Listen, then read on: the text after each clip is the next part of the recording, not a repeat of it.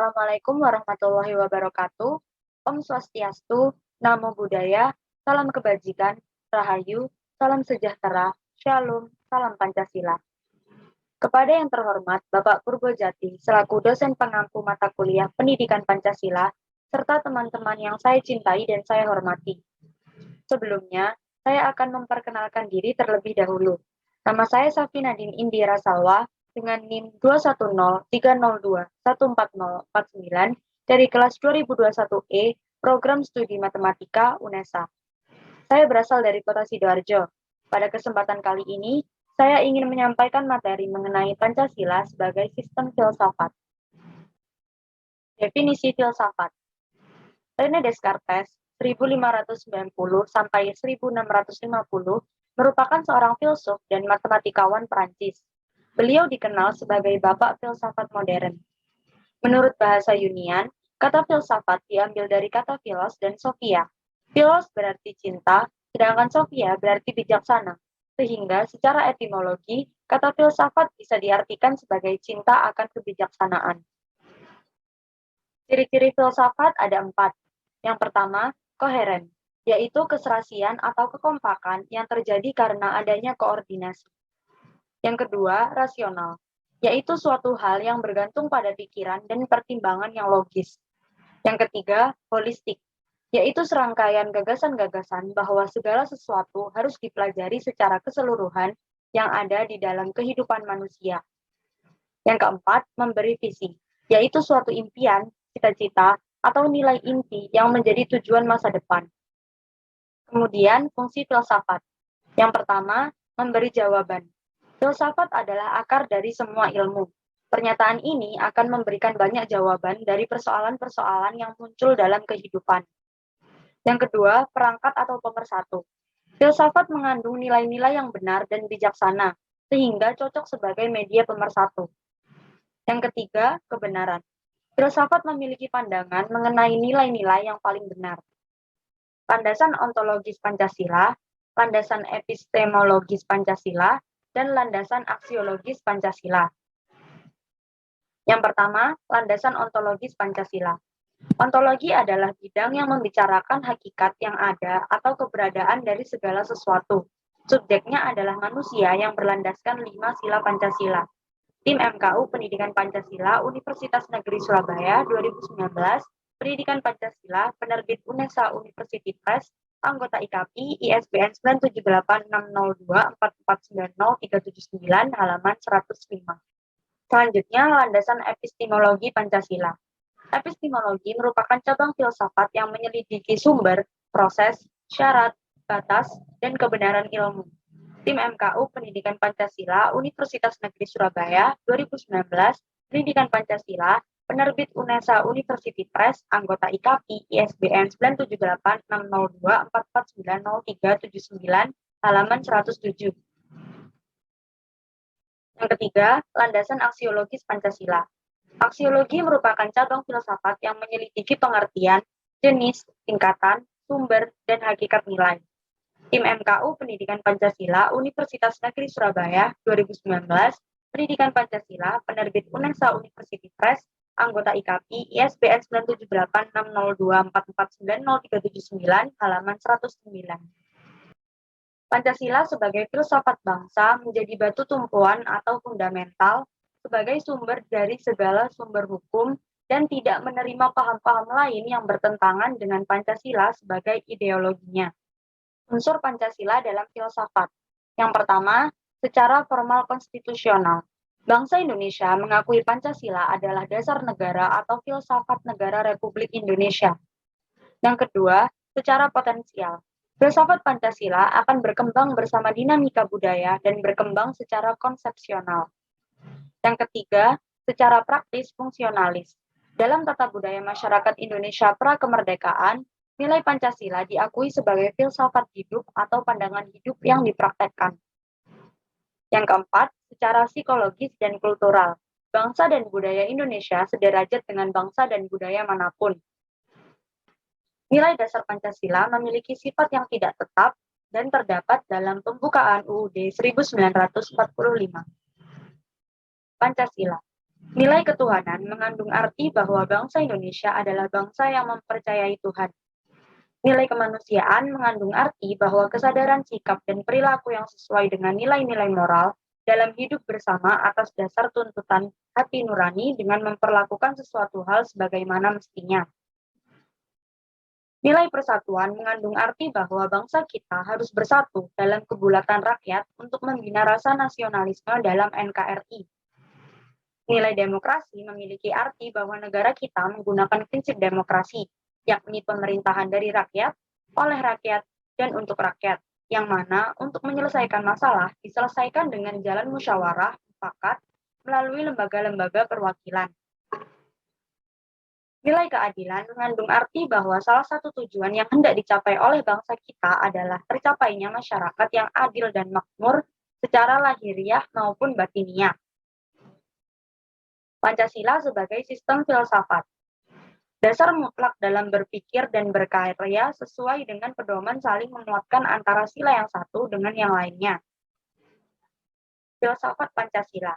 Yang pertama, filsafat Pancasila sebagai pandangan hidup bangsa Indonesia. Pancasila memberi petunjuk mencapai kesejahteraan bagi seluruh rakyat Indonesia tanpa membedakan suku, agama, dan ras. Yang kedua, filsafat Pancasila sebagai pandangan hidup bangsa dan negara. Artinya, semua aturan kehidupan dan hukum kegiatan dalam kehidupan berbangsa dan bernegara berpedoman pada Pancasila. Karena Pancasila merupakan sumber dari segala sumber hukum bangsa dan negara Republik Indonesia. Nilai objektif dan subjektif Pancasila sebagai sistem filsafat. Yang pertama, nilai Pancasila timbul dari bangsa Indonesia itu sendiri. Yang kedua, nilai Pancasila merupakan filsafat bangsa Indonesia. Yang ketiga, Pancasila merupakan nilai-nilai yang sesuai dengan hati nurani bangsa Indonesia. Pokok-pokok pikiran dalam Pancasila. Pokok pikiran disebut juga konsep-konsep dasar. Sebagai suatu filsafat Pancasila yang rumusannya tercantum dalam pembukaan UUD 1945 NRI, mempunyai pokok-pokok pikiran dalam 3 bidang, yakni yang pertama, bidang ontologi, yaitu bidang yang membicarakan hakikat yang ada atau keberadaan dari segala sesuatu, termasuk di dalamnya keberadaan alam semesta, manusia, dan Tuhan. Yang kedua, bidang epistemologi, merupakan cabang filsafat yang menyelidiki sumber, proses, syarat, batas, dan kebenaran ilmu. Yang ketiga, bidang aksiologi, yakni cabang filsafat yang menyelidiki pengertian, jenis, tingkatan, sumber, dan hakikat nilai. Tim MKU Pendidikan Pancasila Universitas Negeri Surabaya 2019, Pendidikan Pancasila, penerbit Unesal University Press, anggota IKAPI, ISBN 9786024490379, halaman 105-109. Pokok pikiran pertama, negara melindungi segenap bangsa Indonesia dan seluruh tumpah darah Indonesia dengan berdasar asas persatuan, dengan mewujudkan keadilan sosial bagi seluruh rakyat Indonesia. Dalam pengertian ini diterima pengertian negara persatuan, negara yang melindungi dan meliputi segenap bangsa seluruhnya. Rumusan ini menunjukkan pokok pikiran persatuan dengan pengertian yang lazim, yakni negara, penyelenggara negara, dan setiap warga negara wajib mengutamakan kepentingan negara di atas kepentingan golongan ataupun perseorangan. Letak pokok pikiran pertama yaitu pada sila ketiga Pancasila dan penjabaran pada pembukaan. Pokok pikiran kedua, negara hendak mewujudkan keadilan sosial bagi seluruh rakyat Indonesia. Pokok pikiran kedua merupakan pokok pikiran keadilan sosial yang didasarkan pada kesadaran bahwa masyarakat Indonesia mempunyai hak dan kewajiban yang sama untuk menciptakan keadilan sosial dalam kehidupan masyarakat. Letak pokok pikiran kedua yaitu pada sila kelima Pancasila dan penjabaran terletak pada pembukaan. Pokok pikiran ketiga, negara yang berkedaulatan rakyat berdasarkan atas kerakyatan dan permusyawaratan perwakilan. Pokok pikiran ini dalam pembukaan mengandung konsekuensi logis bahwa sistem negara yang terbentuk dalam UUD harus berdasarkan atas kedaulatan rakyat dan berdasarkan permusyawaratan perwakilan. Memang aliran ini sesuai dengan sifat masyarakat Indonesia. Ini adalah pokok pikiran kedaulatan rakyat, yang menyatakan bahwa kedaulatan di tangan rakyat dan dilakukan sepenuhnya oleh Majelis Permusyawaratan Rakyat. Pokok pikiran inilah yang merupakan dasar politik negara. Letak pokok pikiran ketiga yaitu pada sila keempat Pancasila dan penjabaran terletak pada pembukaan. Pokok pikiran keempat, negara berdasarkan atas ketuhanan yang Maha Esa menurut dasar kemanusiaan yang adil dan beradab. Undang-Undang Dasar mewajibkan pemerintah dan penyelenggara negara yang lain untuk memelihara budi pekerti kemanusiaan yang luhur. Hal ini menegaskan pokok pikiran ketuhanan yang Maha Esa menurut dasar kemanusiaan yang adil dan beradab, yang mengandung pengertian takwa terhadap Tuhan yang Maha Esa dan menjunjung tinggi harkat dan martabat manusia atau nilai kemanusiaan yang luhur. Pokok pikiran keempat merupakan dasar moral negara. Letak pokok pikiran keempat yaitu pada sila pertama dan sila kedua Pancasila, dan penjabaran terletak pada pembukaan.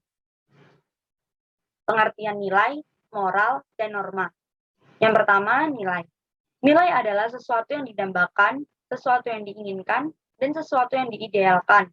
Bertolak dari pengertian itu, maka setiap orang memiliki nilai, yaitu sesuatu yang didambakan dan diidealkan. Tim MKU Pendidikan Pancasila Universitas Negeri Surabaya 2019 Pendidikan Pancasila, penerbit UNESA University Press, anggota IKAPI ISBN 9786024490379, halaman 114. Menurut Zahiri 1999, nilai adalah harga, makna, isi dan pesan, semangat, atau jiwa yang tersurat dan tersirat dalam fakta, konsep, dan teori sehingga bermakna secara fungsional. Menurut diksionari dalam Winata Putra 1989, nilai adalah harga atau kualitas sesuatu. 3 macam nilai menurut Notonegoro. Yang pertama, nilai material, yaitu segala sesuatu yang berguna bagi kehidupan manusia yang menyangkut jasmani atau material manusia. Yang kedua, nilai vital, yaitu segala sesuatu yang berguna bagi manusia untuk mengadakan aktivitas atau kegiatan. Yang ketiga, nilai kerohanian, yaitu segala sesuatu yang berguna bagi rohani manusia. Nilai ini dapat dibedakan atas nilai kebenaran yang bersumber pada akal manusia, nilai keindahan yang bersumber pada perasaan manusia, nilai kebaikan atau moral yang bersumber pada kehendak manusia, serta nilai religius yang merupakan nilai kerohanian tertinggi dan mutlak bersumber pada kepercayaan dan keyakinan manusia. Yang kedua, moral. Moral berasal dari kata mos atau mores yang memiliki arti kesusilaan, tabiat, kelakuan. Moral adalah ajaran tentang hal yang baik dan yang buruk, yang menyangkut tingkah laku dan perbuatan manusia. Aspek konsep moral antara lain kesadaran moral, kesadaran hidup berdemokrasi, pengetahuan nilai moral, pemahaman materi demokrasi, pandangan ke depan, manfaat demokrasi ke depan, penalaran moral, alasan senang berdemokrasi, pengambilan keputusan, dan bagaimana cara hidup demokratis. Aspek sikap moral, kata hati. Kata hati kita tentang hidup bebas. Rasa percaya diri. Rasa percaya diri kita pada bebas berpendapat. Empati. Empati kita pada orang yang tertekan. Cinta kebaikan. Cinta kita terhadap musyawarah. Pengendalian diri. Pengendalian diri kita terhadap kebebasan. Kerendahan hati, menjunjung tinggi dan hormati pendapat lain. Aspek perilaku moral. Yang pertama, kemampuan. Kemampuan menghormati hidup demokrasi. Yang kedua, kemauan. Kemauan untuk hidup berdemokrasi. Dan yang ketiga, kebiasaan. Yang ketiga, norma. Norma adalah sumber dasar hukum yang menguatkan kedudukan konsep, nilai, dan moral, serta perilaku yang dilakukan. Norma merupakan kesadaran dan sikap luhur yang dikehendaki oleh tata nilai untuk dipatuhi. Norma memiliki kekuatan untuk dapat dipatuhi yang dikenal dengan sanksi. Misalnya, yang pertama, norma agama dengan sanksi dari Tuhan. Yang kedua, norma kesusilaan dengan sanksi berupa rasa malu dan menyesal terhadap diri sendiri.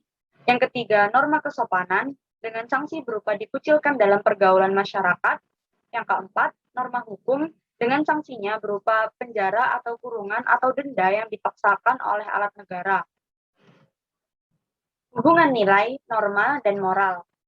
Agar nilai-nilai tersebut menjadi lebih berguna dalam menuntun sikap dan tingkah laku manusia, maka perlu lebih dikonkretkan lagi serta diformulasikan menjadi lebih objektif, sehingga memudahkan manusia untuk menjabarkannya dalam tingkah laku secara konkret. Maka wujud yang lebih konkret dari nilai tersebut adalah merupakan suatu norma. Terdapat berbagai macam norma, dan dari berbagai macam norma tersebut, norma hukumlah yang paling kuat keberlakuannya. karena dapat dipaksakan oleh suatu kekuasaan atau penegak hukum. Selanjutnya, nilai dan norma senantiasa berkaitan dengan moral dan etika. Istilah moral mengandung integritas dan martabat pribadi manusia. Derajat kepribadian seseorang ditentukan oleh moralitas yang dimilikinya. Makna moral yang tergantung dalam kepribadian seseorang itu tercermin dari sikap dan tingkah lakunya. Dalam pengertian inilah, maka kita memasuki wilayah norma sebagai penuntun sikap dan tingkah laku manusia. Hubungan antara moral dengan etika memang sangat erat sekali, dan kadangkala kedua hal tersebut memiliki perbedaan. Moral yaitu suatu ajaran-ajaran baik lisan maupun tertulis tentang bagaimana manusia harus hidup dan bertindak agar manusia menjadi lebih baik. Etika adalah suatu cabang filsafat yaitu pemikiran kritis dan mendasar tentang ajaran-ajaran moral tersebut. Demikianlah hubungan yang sistematik antara nilai, norma, dan moral yang pada gilirannya ketiga aspek tersebut terwujud dalam suatu tingkah laku praksis dalam kehidupan manusia. Pancasila sebagai nilai dasar dan maknanya. Yang pertama, ketuhanan yang Maha Esa. Kedua, kemanusiaan yang adil dan beradab. Ketiga, persatuan Indonesia. Keempat, kerakyatan yang dipimpin oleh hikmat kebijaksanaan dalam permusyawaratan perwakilan. Yang kelima, keadilan sosial bagi seluruh rakyat Indonesia. Ketuhanan yang Maha Esa. Yang pertama, memiliki arti sebagai bentuk pengakuan adanya kuasa yang satu, yaitu Tuhan yang Maha Esa. Yang kedua, memberikan kebebasan dan keamanan dalam memeluk dan beribadah menurut kepercayaan agamanya masing-masing. Yang ketiga, tidak memberikan paksaan terhadap warga-warganya untuk memeluk suatu agama atau berpindah ke agama lain. Yang keempat, memberikan jaminan perkembangan dan pertumbuhan ajaran agama masing-masing. Yang kelima, negara memberikan kebebasan dan menjadi fasilitator bagi tumbuh kembang agama yang dianut oleh masyarakatnya. Kemanusiaan yang adil dan beradab. Yang pertama, memberikan hak dan kewajiban kepada masyarakatnya dalam mengeluarkan pendapat sebagai bukti keadilan. Yang kedua, kemerdekaan merupakan hak setiap masyarakat Indonesia. Mereka berhak mendapatkan kebebasan dan keamanan dalam kehidupan mereka. Yang ketiga, menegakkan keadilan dan menjunjung tinggi kemerdekaan bagi setiap rakyat Indonesia. Persatuan Indonesia. Yang pertama, sikap nasionalisme yang wajib dimiliki tiap-tiap warga Indonesia. Yang kedua, mencintai bangsa dan tanah air Indonesia. Yang ketiga, menjunjung tinggi persatuan dan kesatuan bangsa Indonesia. Yang keempat, menumbuhkan rasa tanggung jawab dan tolong-menolong terhadap sesama rakyat Indonesia. Yang kelima, mencegah terjadinya kekuatan dan kekuasaan perseorangan. Yang keenam, tidak adanya perbedaan dan permusuhan apabila terdapat perbedaan budaya dan warna kulit. Kerakyatan yang dipimpin oleh hikmat kebijaksanaan dalam permusyawaratan perwakilan. Yang pertama, hakikat sila keempat adalah negara menggunakan sistem demokrasi. Yang kedua, permusyawaratan memiliki makna bahwa setiap persoalan dan permasalahan diputuskan secara bersama, disetujui bersama, dan diselesaikan secara bersama-sama. Yang ketiga, rakyat dipimpin oleh pemimpin yang hikmat dan bijaksana dalam menyelesaikan permasalahan-permasalahan negara. Keadilan sosial bagi seluruh rakyat Indonesia. Yang pertama, kemakmuran dan kesejahteraan merupakan hak bagi seluruh rakyat Indonesia.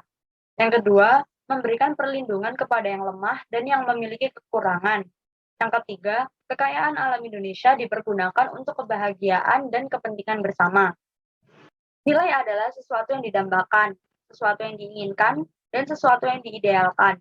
Bertolak dari pengertian itu, maka setiap orang memiliki nilai, yaitu sesuatu yang didambakan dan diidealkan, bisa berupa kebaikan, keindahan, kebenaran, keadilan, dan lainnya.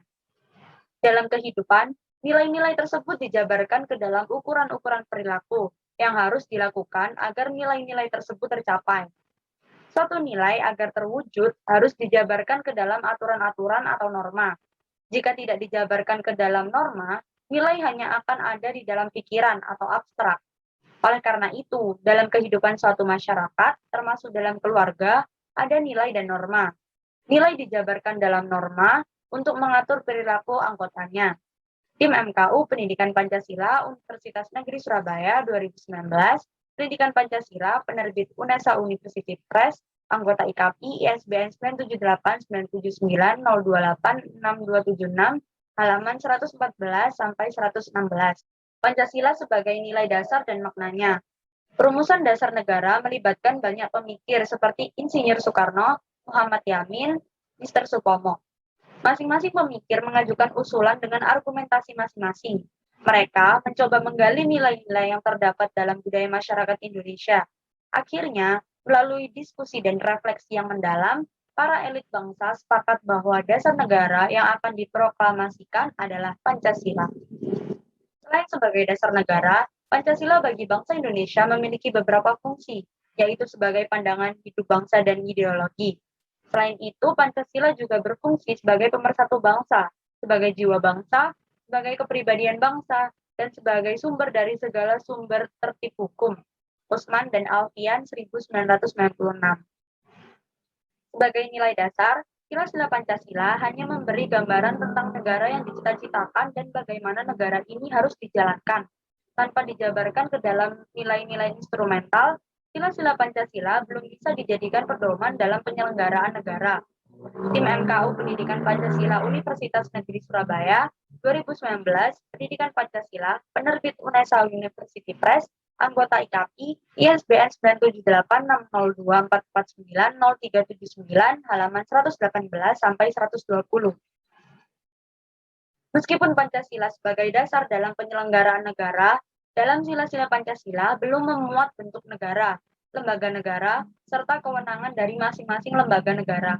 Oleh karena itu, nilai-nilai Pancasila kemudian dijabarkan ke dalam UUD NRI 1945 sebagai nilai instrumental dalam penyelenggaraan negara. Sebagai nilai instrumental, UUD NRI 1945 mengatur tentang bagaimana negara Indonesia harus dijalankan, lembaga apa saja yang harus ada dalam negara Indonesia, hak dan wewenang dari masing-masing lembaga negara. Sebagai penjabaran dari Pancasila, maka Undang-Undang Dasar 1945 merupakan hukum tertinggi di negara Indonesia. Undang-Undang Dasar 1945 merupakan hukum dasar dalam penyelenggaraan negara Indonesia. Tim MKU Pendidikan Pancasila Universitas Negeri Surabaya 2019 Pendidikan Pancasila, penerbit UNESA University Press, anggota IKAPI ISBN 9786024490379, halaman 120. Daftar pustaka. Tim MKU Pendidikan Pancasila Universitas Negeri Surabaya 2019, Pendidikan Pancasila, penerbit UNESA University Press, anggota IKAPI, ISBN 9786024490379, halaman 1 sampai 296. Sekian pemaparan materi dari saya. Apabila ada kurangnya, saya mohon maaf. Terima kasih.